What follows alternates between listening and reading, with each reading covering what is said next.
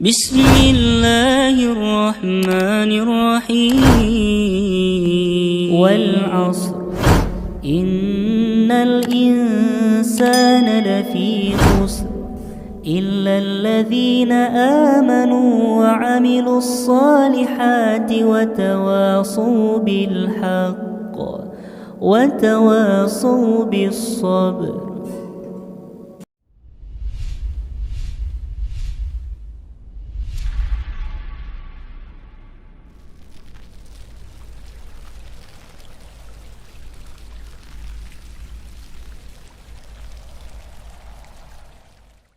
Bismillah, Assalamualaikum warahmatullahi wabarakatuh. Innal hamdalillah nahmaduhu wa nasta'inuhu wa nastaghfiruh wa na'udzu billahi min sururi anfusina wa min sayyiati a'malina. May yahdihillahu fala mudhillalah wa may yudlilhu fala hadiyalah. Asyhadu an la ilaha illallah wahdahu la syarikalah wa asyhadu anna Muhammadan abduhu wa rasuluh la nabiyya wa la rasula ba'dah. Kaum muslimin yang dimuliakan oleh Allah Subhanahu wa taala, puji syukur kita senantiasa kita ucapkan kepada Allah Subhanahu wa taala. Karena Allah Subhanahu wa taala masih memberikan kepada kita kenikmatan-kenikmatan yang begitu banyak sekali, sehingga kita tidak akan pernah bisa untuk menghitung nikmat Allah Subhanahu wa taala tersebut. Salawat dan salam senantiasa kita sampaikan kepada Nabi kita, Nabi Muhammad sallallahu alaihi wasallam, yang mana kita selalu mengharapkan syafaat dari Nabi Muhammad sallallahu alaihi wasallam pada hari kiamat nanti.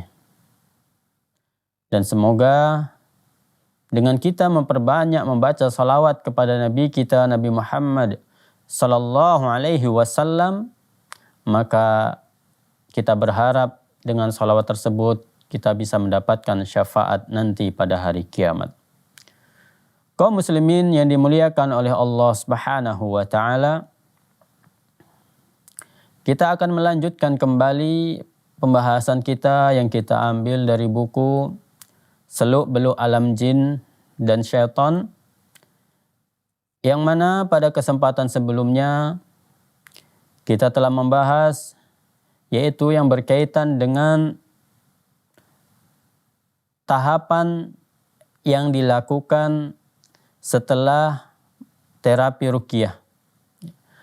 Tahapan ini adalah berupa nasihat untuk pasien ataupun orang yang kita ruqyah tersebut. Di antaranya kita bisa memberinya nasihat dengan menganjurkan kepadanya menjaga sholat secara berjamaah. Karena dengan kita memperbanyak ataupun sering mengerjakan sholat berjamaah, terutama sekali adalah sholat berjamaah ke masjid, tentunya ini akan membuat ataupun akan menjadikan benteng bagi kita dari godaan-godaan syaitan ataupun dari gangguan-gangguan syaitan. Kemudian yang kedua, tidak mendengarkan nyanyian dan musik. Maka kita anjurkan kepadanya jangan mendengarkan nyanyian ataupun musik. Karena nyanyian dan musik itu adalah merupakan seruling dari syaitan ataupun tempat sembunyinya syaitan, itu berada pada nyanyian-nyanyian ataupun pada musik-musik. Kalau berkaitan dengan musik, ulama sepakat akan keharamannya. Yang menjadi khilaf di kalangan para ulama adalah yang berkaitan dengan nyanyian. Ada yang membolehkan dan juga ada yang mengharamkan. Kalaupun yang dia membolehkan, mereka memberikan syarat-syarat ya nyanyian-nyanyian yang diperbolehkan. Tentunya nyanyian yang dia tidak diiringi dengan alat musik. Kemudian yang ketiga, berwudu sebelum tidur dan membaca ayat kursi. Jadi kita dianjurkan untuk membaca ayat kursi sebelum kita tidur. Kita berwudu terlebih dahulu, ya, ataupun kita mengerjakan adab-adab sebelum tidur. Karena dalam Islam semuanya itu sudah diatur. Dimulai dari bangun tidur sampai tidur lagi, semuanya itu sudah diatur dalam Islam. Jadi kita kerjakan adab-adab sebelum tidur, ya, kemudian ketika bangun tidur juga kita kerjakan adab-adab yang telah diajarkan dalam Islam. Kemudian yang keempat, membaca surah Al-Baqarah di rumah setiap 3 hari sekali. Untuk jumlah 3 hari sekali ini adalah merupakan ijtihad ataupun pendapat dari Syekh Wahid Abdus Salam Bali. Adapun yang bagusnya adalah membaca setiap hari. Setiap hari kita membaca surah Al-Baqarah. Karena keutamaannya sebagaimana yang disebutkan oleh Rasul sallallahu alaihi wasallam, bahwasanya apabila Al-Quran ataupun apabila kita membacakan surah Al-Baqarah tersebut di rumah, maka syaitan akan lari dari rumah yang dibacakan surah Al-Baqarah tersebut. Makanya kita perbanyak membaca surah Al-Baqarah tersebut. Kalau kita tidak bisa membacanya,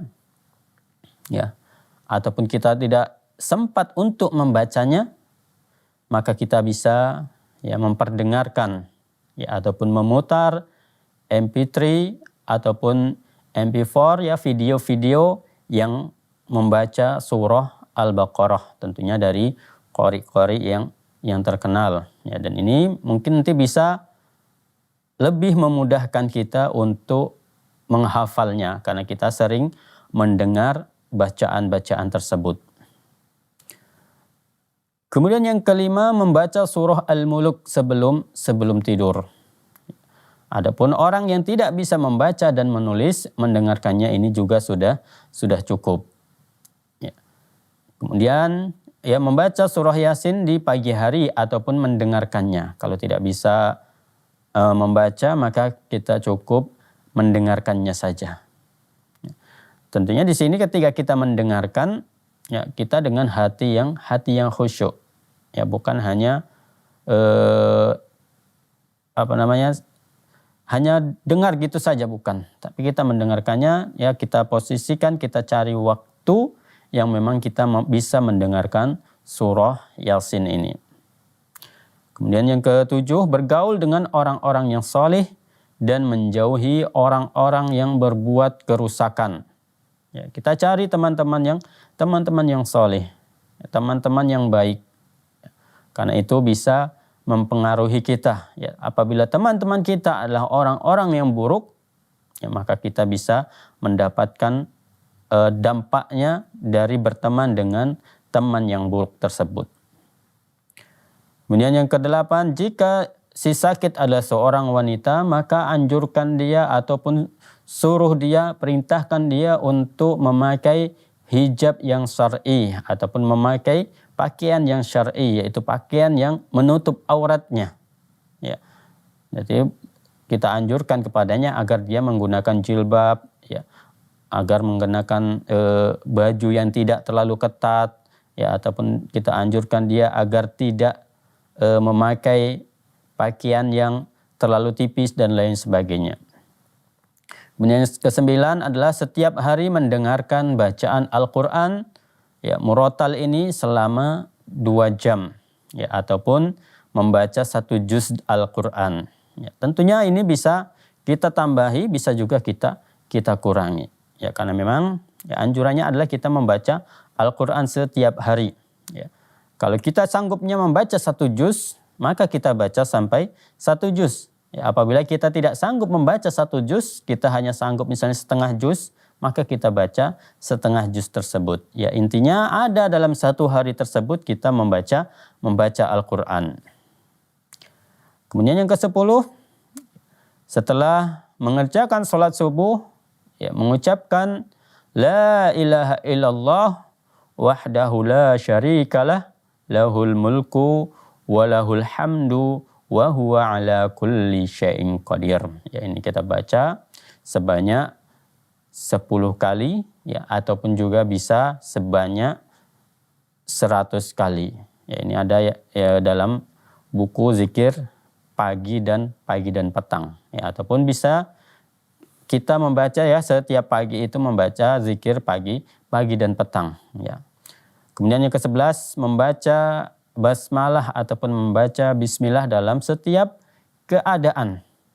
Kita menyebut nama Allah Subhanahu wa taala dalam setiap keadaan, dalam setiap kondisi. Ya, mau makan kita membaca bismillah. Ya. Mau minum kita juga membaca bismillah. Ya. Mau masuk rumah kita juga membaca bismillah. Ya.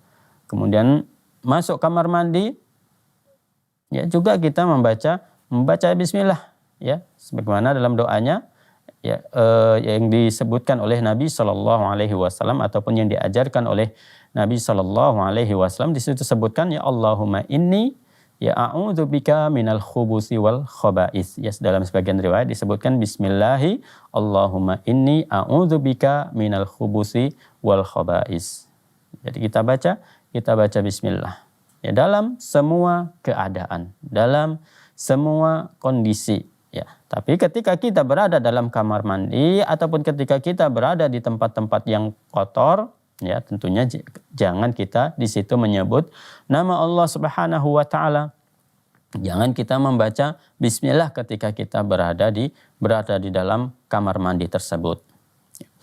Kemudian yang ke-12 di sini penulis menyebutkan bahwasanya tidak tidur sendirian. Ya, apabila ini memang kondisinya adalah dia yang dalam kondisi yang bahaya, ya, seperti itu, ataupun dalam kondisi yang sangat kritis misalnya, maka jangan tidur sendirian. Ya, ataupun dia memang kalau dia ditinggal sebentar saja nanti akan menjerit-jerit sehingga orang yang di kamar lain itu akan terbangun dan capek dia bolak-balik ke kamar tersebut. Maka diusahakan bagi pasien yang memang dia dalam kondisi parah, dalam keadaan yang sangat parah, maka jangan tidur sendirian.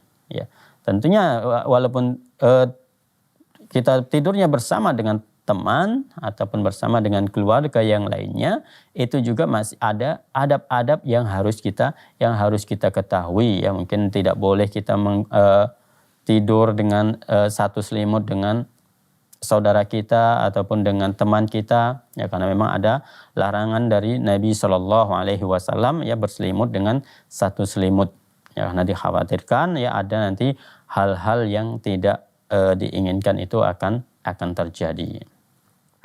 Kemudian yang ke-13, ya, Anda memberinya beberapa cara yang dapat dijadikan ya sebagai benteng perlindungan, ya, sebagaimana ya bisa saja dengan zikir pagi petang, ya, ataupun dengan membaca ayat kursi setiap selesai sholat dan lain sebagainya. Ya, kaum muslimin yang dirahmati oleh Allah Subhanahu wa taala, nanti insyaallah akan kita lanjutkan kembali ya pembahasan kita ya berkaitan dengan tahapan ya setelah terapi ruqyah, tentunya setelah beberapa jeda berikut ini.